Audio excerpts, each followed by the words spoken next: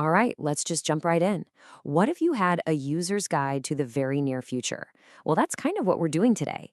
We've been digging through a ton of expert predictions to give you exactly that. We're going to take a look at the world of 2026, and trust me, some of the changes heading our way are massive. If there's one thing all the experts seem to agree on, it's this. The future is coming at us way faster than we ever thought possible. The change we're about to witness isn't just fast, it's exponential. And it's being fueled by forces that are, right now, completely reshaping how we live. So, to really get a grip on where we're headed, we first need to understand just how fast we're moving. Let's do a quick rewind just to see how much the timeline has, well, compressed. Just look at the sheer scale of this leap. Okay, so think about the 30 years from 1955 to 1985. That took us from black and white TV to the very first personal computers. That's huge, right? But now, look at the last 30 years.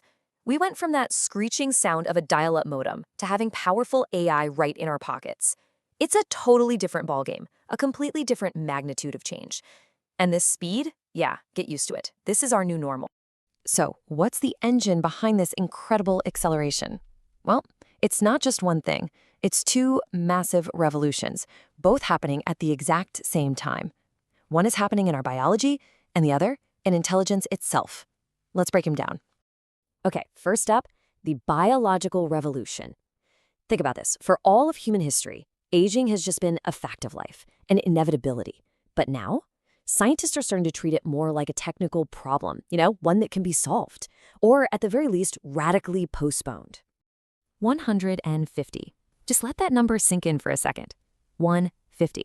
That's the lifespan that experts, like the historian Yuval Noah Harari, predict could actually be achievable by the end of this century.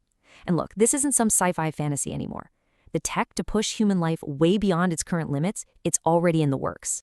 And right there, that brings us to the most critical question of all. The second we can extend life, we have to ask, who is it for?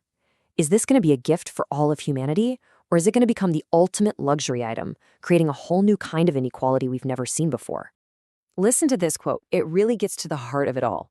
There will be no grandmothers and grandfathers and the classic sense. Wow. That just totally upends our entire concept of life stages, doesn't it?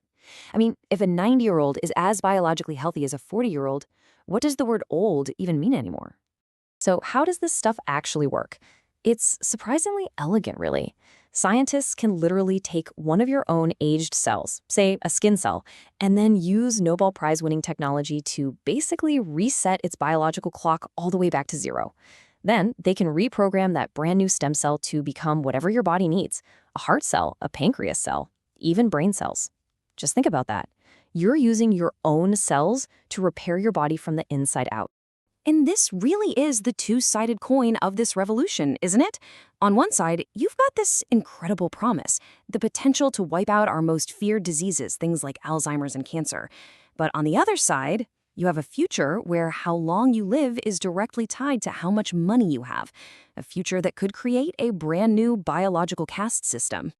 All right, let's pivot now to that second revolution, the rise of artificial intelligence. And just like longevity tech, AI comes with its own incredible promises and its own terrifying perils. And this isn't some far-off idea. This is being developed right now. Imagine having an AI version of yourself, a digital twin that's been trained on every email you've ever sent, every document you've written, your entire digital life.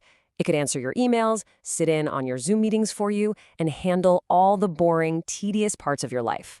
That would free you up to focus on what actually matters, right?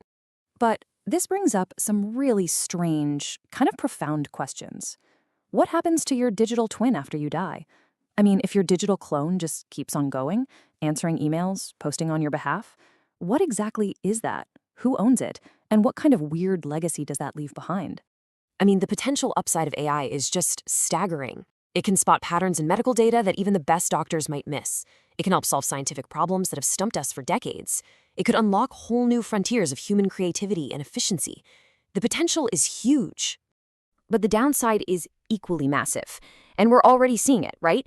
We're already hearing about scams that use deep-faked voices of family members in trouble.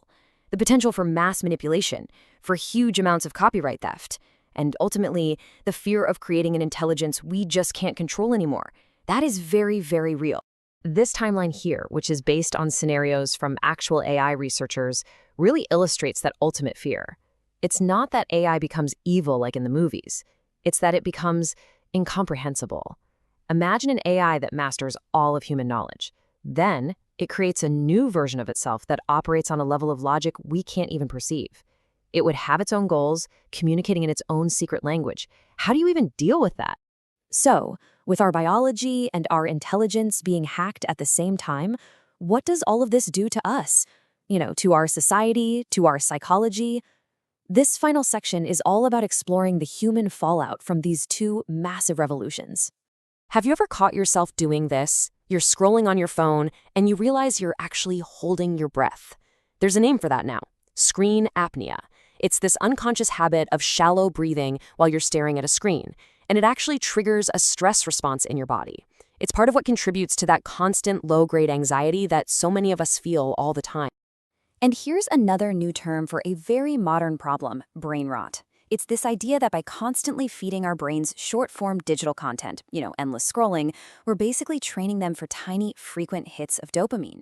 And in the process, we might be losing our capacity for deep, critical, long-form thought. This one's a little more subtle. It's called actionless mercy. You know that feeling of compassion you get when you hit like on a tragic story or share a petition online? You get the emotional release, that feeling that you've done something good, but without any actual real-world action to back it up.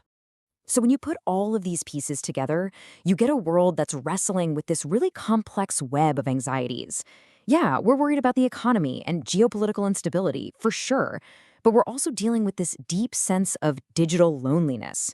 Even though we're supposedly more connected than ever before, it's a very unique, very modern kind of stress. And in this anxious new world, where do many of us turn for meaning?